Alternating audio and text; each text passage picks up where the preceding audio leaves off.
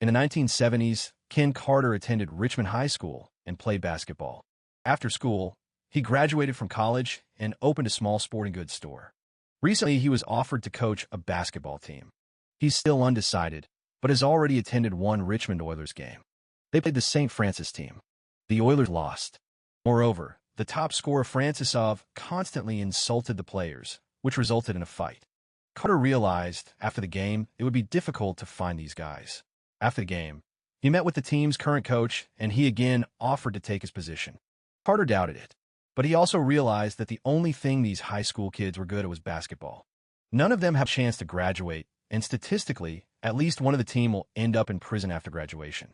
Carter decides to correct this situation. He agrees to the coaching job, but sets the conditions that the director fulfill his duties in the same way.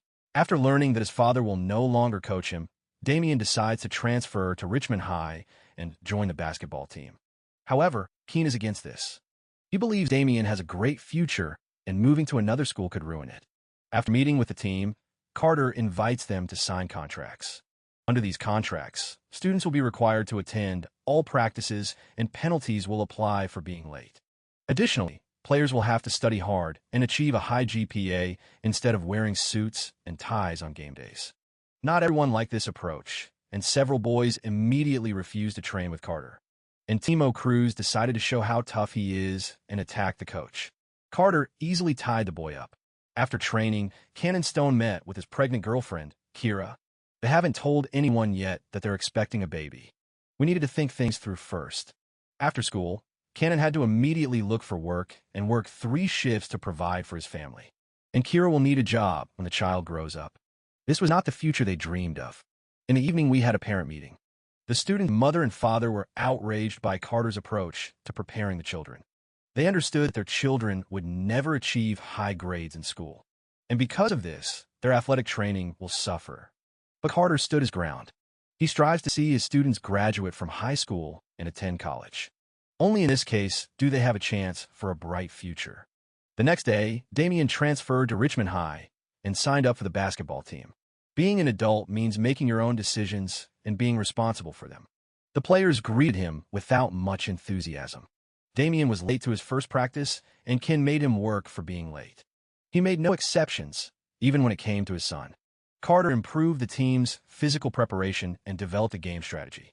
Thanks to this, they won the first game of the season. The difference in points was small, but the guys were incredibly happy about the victory. After the match, they were met by Timo Cruz. He contacted his cousin Rennie. He got the boy involved in drug trafficking. Here, Timo felt important and useful, unlike at school. However, the desire to play basketball turns out to be stronger. He came to the gym and asked the coach to include him in the team. He agreed, but on the condition that Timo fulfilled the fines stipulated in the contract. He was supposed to do push-ups and shuttle runs until he was blue in the face, but he never arrived at the appointed time. Then his friends helped him. In order for Timo to gain the required number of push-ups and runs, they began to do these exercises themselves. So Cruz returned to the team. Meanwhile, Carter came to the headmistress to find out why there were no progress reports on his charges.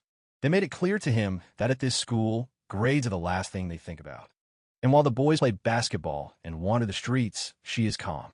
The Richmond Oilers began winning game after game. They became arrogant and began to act like basketball stars. The coach didn't like it. "Why are you insulting my favorite game? Terrible body armor." He made clear that professionals do not insult their opponents and behave more modestly. The guys listened to his words. Carter then spotted Jason Lyle in the hallway. At this moment, he had to study. The coach spoke with the teachers and found out that at least 6 students from the team were not attending classes. When Carter gathered the team and expressed his displeasure to them, Junior Battle became angry and left. One evening, Junior's mother came to the carriage shop. She asked to return the boy to the team. Mrs. Battle explained that Junior's brother had been killed, and now she was afraid of losing him too. The only thing that will protect him from street gangs is school and college. So she forces her son to apologize for his behavior and work out his punishment. The coach happily agrees to help Junior and takes him back. Meanwhile, Stone and Kira are arguing. A young woman realizes that her boyfriend is unhappy with the unborn child. She believes Stone wants to leave her. Their relationship is deteriorating. In another match against a strong team, the Oilers gained an advantage. but they still managed to snatch victory in the last seconds of the game. After the game, Worm was approached by a young lady named Susan and invited to a private party at her home. Worm told the rest of the team about the party, and in the evening they escaped from the motel. Carter told his wife how great they were playing. He then decided to give the phone to his son, but Damien was not in the room. The coach realized that the whole team had escaped and went to look for them. One of the taxi drivers who took the boys to the party told him where they went. Carter went there and met Susan's parents at the entrance. They also knew nothing about the party. At this moment, the players were already drunk. They were having fun with rich white chicks. Carter told them to pack up and go home. Along the way, he gave the team a beating, but the players were not found guilty. They brought their school another victory and deserve a break. Carter finally received progress reports on his charges, and it couldn't have been worse for the boys. He got very angry and canceled the training. Carter gathered the boys in the library and explained that until they raised their GPA, there would be no basketball. Upon learning of this, the headmistress attacked the coach, but he resisted her criticism. He then canceled the game, and it became a local sensation. The Richmond school team confidently came to victory, but by the coach's decision, they suffered their first defeat due to refusal to play. Journalists came to the school. The director organized a press conference at which Carter answered questions from reporters. He explained that there would be no training until the boys started studying. Tim Cruz did not want to put up with this and left the team again. He realized that there was no turning back. Carter's behavior caused a storm of criticism. Not only the parents and students of the players, but also strangers took up arms against the coach. Everyone believed that basketball should come first for boys and that studying was not needed at all. In any case, they won't cope with the school curriculum, so why torture them? But Carter had a different opinion. He believed that teaching would give his students a path in life and save them from poverty. Only this faith allowed him to survive without compromising his principles. Even when his window was broken, he did not back down. Open the hall, let the boys play. One evening, Tima Cruz noticed her friends across the street and went to greet them. The boys were collecting chicks, and local residents ran over them. Tim drove off the villains by showing a gun, but then saw some guys killing Rennie. Tim was terribly scared. He had never seen a murder so close. His cousin died, and he died so senselessly. At night, Cruz came to the coach's house and began to pray that he would return to the team. He didn't want to end up like Rennie. Carter, of course, took Tim back. After some time, a meeting of the school council was organized. The fate of the coach was decided on him. The parents demanded that Carter be fired, but the board failed to do so.